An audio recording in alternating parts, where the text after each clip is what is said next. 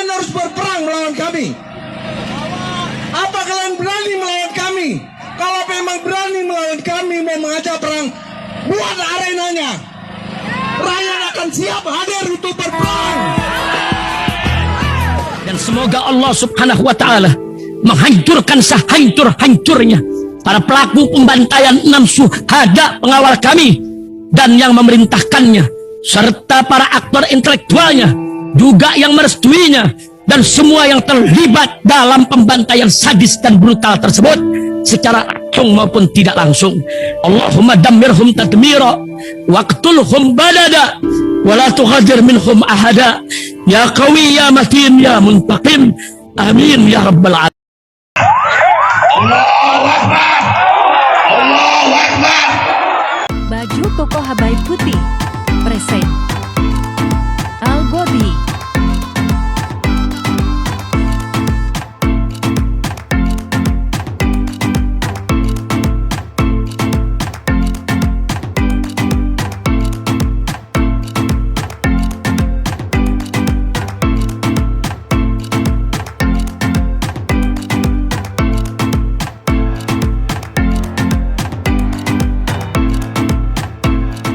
Assalamualaikum warahmatullahi wabarakatuh. Welcome back, selamat datang lagi di channel Babe Aldo bersama gua Babe Aldo, YouTuber rakyat biasa yang tetap santai, tetap sehat, dan jangan lupa ngopi. Bismillahirrahmanirrahim. Alhamdulillahirabbil alamin, wassalatu wassalamu ala sayyidil mursalin sayyidina Muhammadin wa ala alihi washabihi ajma'in.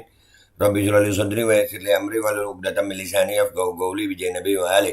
Salam revolusi akhlak, semangat revolusi akhlak. Semoga akhlak kita jadi lebih baik hari ini dibanding kemarin. Panjang umur, perjuangan, merdeka, Allahu Akbar. Salam sejahtera bagi seluruh rakyat Indonesia dimanapun kalian berada. Semoga kalian semuanya dalam keadaan sehat walafiat, tidak kurang suatu apapun. Dan mudah-mudahan kalau ada yang sakit dari kalian itu menjadi sakit menghapus dosa, penambah pahala, sakit yang insya Allah segera disehatkan oleh Allah SWT dalam sehat yang manfaat. Amin ya rabbal alamin. Oke guys, konten kita kali ini ya masih seputaran tragedi Rempang dan banyak lagi yang menyangkut mafia tanah, penyerobotan lahan dalam tanda kutip ya. Nah, kemarin kita udah bahas itu ya tentang ada potensi chaos besar ini yang gua kasihan terhadap anti etnis Tionghoa nantinya. Tapi ini pemerintah rupanya mulai meredam, dan karena ini yang membahas bukan cuma gue, ternyata ada juga dari FNN. Kita lihat pembahasannya ya. Ya, ini berpotensi sekali untuk adanya gerakan anti Cina nantinya. Karena 9 naga ini orang-orangnya itu. Tapi ingat, ya di kota-kota besar lainnya bahaya sayang. Kemarin Bandung chaos ya. Bayangin lu. Ini kalau meluas. Wow. Rempang dan potensi gerakan anti-Cina. M. Rizal Fadila.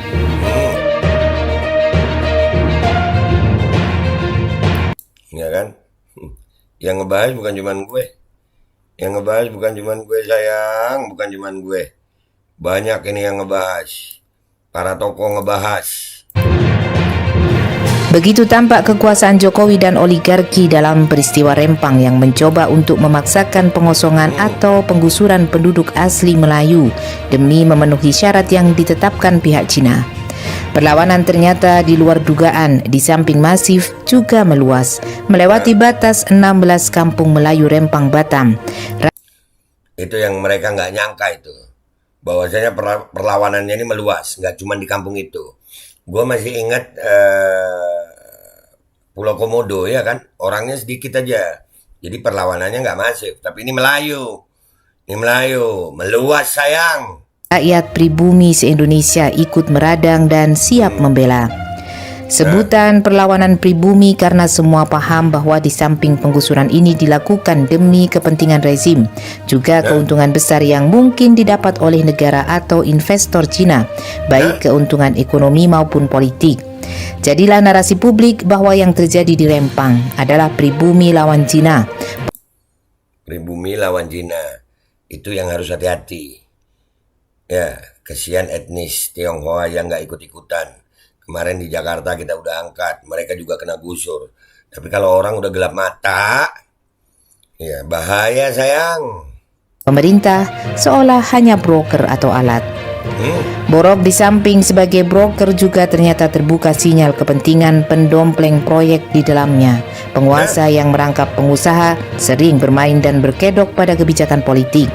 Pencanangan proyek strategis nasional dengan keputusan menteri adalah manipulasi aturan untuk kepentingan bisnis dan politik pragmatik, bukan kepentingan rakyat. Karena Di saat politikus, pemangku kebijakan juga jadi pemain bisnis, ya begini. rakyatlah yang justru menjadi korban. Nah, Sulit untuk menepis anggapan bahwa setiap bisnis orang istana itu tidak terkait dengan presiden. Apakah sepengetahuan, restu, saham, atau upeti? Oligarki biasa saling berbagi. Kesepakatan dengan Cina dapat menggendutkan Cina, pejabat dan pengusaha Indonesia yang terlibat. Rakyat tetap kurus, bahkan tergerus. yang dapat faedah, yang dapat untung, ya itulah pemangku kebijakan, pengusaha. Rakyat kesian. Nah, makanya rakyat akhirnya ngelawan. Nah, orang yang bela rakyat ini akan dicap provokator. Gigi lu provokator. Wakil rakyat yang semestinya teriak, ternyata bisu dan tuli. Pengawasan tumpul, mandul, dan semprul. Ya gimana juga dapat kayaknya ya. Itu di sidang BTS Kominfo aja ada yang mengalir ke komisi berapa itu? Komisi 1 kalau nggak salah ya. Gimana wakil rakyat mau bersuara? Wakil rakyatnya juga dikuasai. Jika penggusuran etnis Melayu Rempang terus dilakukan, maka sentimen akan menajam, yaitu pribumi melawan Cina. Jokowi yang menjadi pelindung dihadapkan pada posisi dilematik. Sikap Panglima TNI Yudo Margono yang juga semprul itu menandakan kesiapan untuk memaksakan. Sentimen etnik potensial menjadi konsekuensi. Itu hati-hati. Jangan sampai sentimen di publik ini berkembang luas menjadi gerakan sentimen anti etnis Cina. Jangan sayang, jangan. Kesian. Bumi anti Cina. Nah, Semua itu bagai api dalam sekam yang memungkinkan membara. Konflik 7 September menjadi awal buruk bagi Jokowi. Jika nekat maka meledak. Pilihan menjadi sempit antara nekat menggusur, Jokowi kalah atau Cina yang mundur teratur. Kalkulasi terlalu buruk sebagaimana 2004 dahulu, Rempang menjadi proyek gagal. Ada hal menarik yang dapat ditarik, yaitu konflik akibat pemenuhan agenda Cina itu terjadi di bulan September. Ada peristiwa pahit dahulu 30 September 1965. DNID diundang Mao Zedong bulan Agustus 1965. Jokowi memenuhi undangan Xi Jinping Juli akhir 2023. Sama-sama memperingati 10 tahun kerjasama Indonesia-Cina, membahas masa depan Indonesia. Dulu ada Cina pula di bulan September. Perizinan PT MEG milik Tony Winata untuk mengelola proyek perlu dipertanyakan karena tanpa feasibility study, AMDAL dan lainnya. Akibatnya terjadi konflik yang meluas.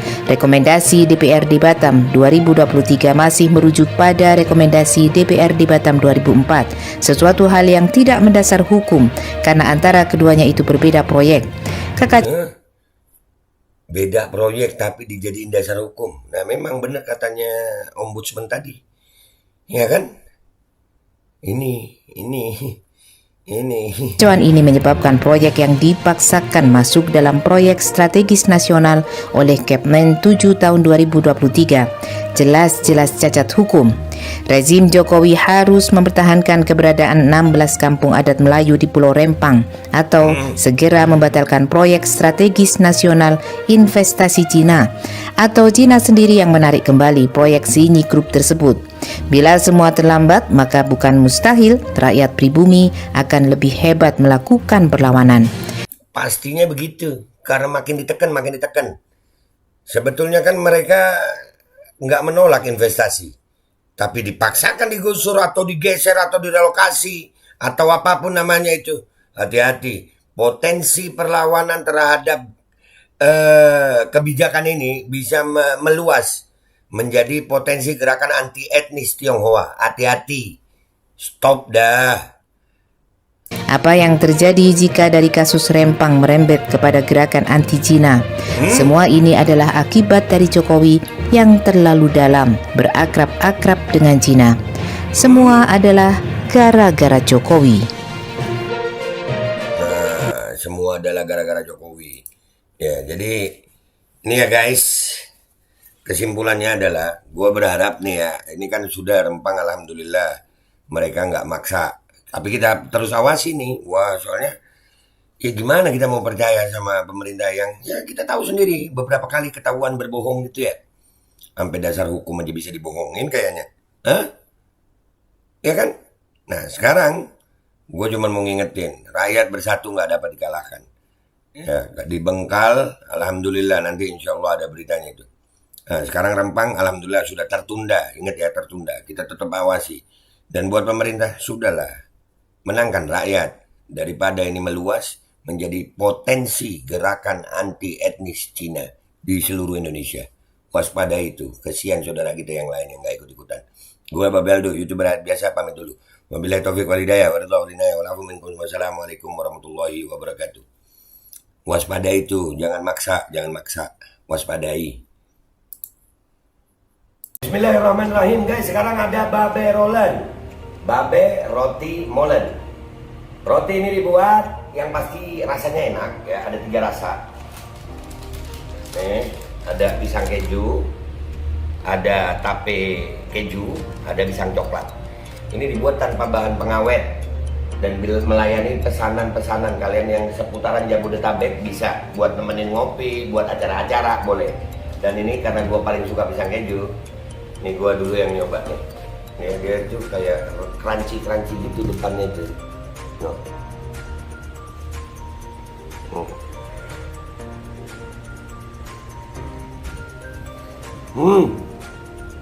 Tahu kerennya di depannya, terus di dalamnya empuk. Ya Allah. Udah nggak usah lama-lama, lu kalau kepingin langsung pesen aja, itu ada nomor WA-nya, nanti gua kalau cantumin, ada juga IG-nya, langsung pesen, murah. Ini cuman nanti dia tanya itu 35.000 kalau nggak salah, ya.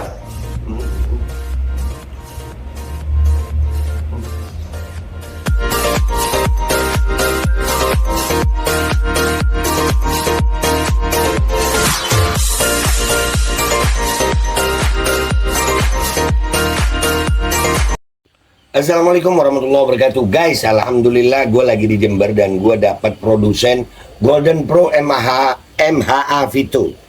Ini guys, bahan-bahannya itu di dalamnya ada jintan hitam, ada broto wali, ada sambiloto, ada jahe, pegagan, ada madu hitam, ada propolis dan probiotik. Dan ini alhamdulillah gue udah berapa hari ya? 4 hari gue nyoba ini. Ini langsung aja guys, dia madunya madu hitam ya. Ya bukan madu bini, bukan madu hitam. Ini untuk obat dan untuk imunitas tubuh. Alhamdulillah kemarin gue badan-badan gak enak, gue pakai sehari 3 kali nih produk. Cuman ditetesin di bawah lidah kayak begini. Jangan lupa bismillah, tapi bismillah sama sholawat. Allahumma sholli ala sayyidina Muhammad dan sayyidina Muhammad.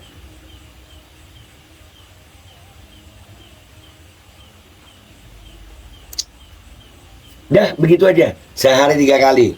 Kalian langsung hubungi nomor yang tertera di bawah ini. Ini insya Allah bisa membuat badan kita tahan terhadap segala macam infeksi dari luar untuk imunitas tubuh. Dah gitu aja, langsung pesan ya, ini nomornya.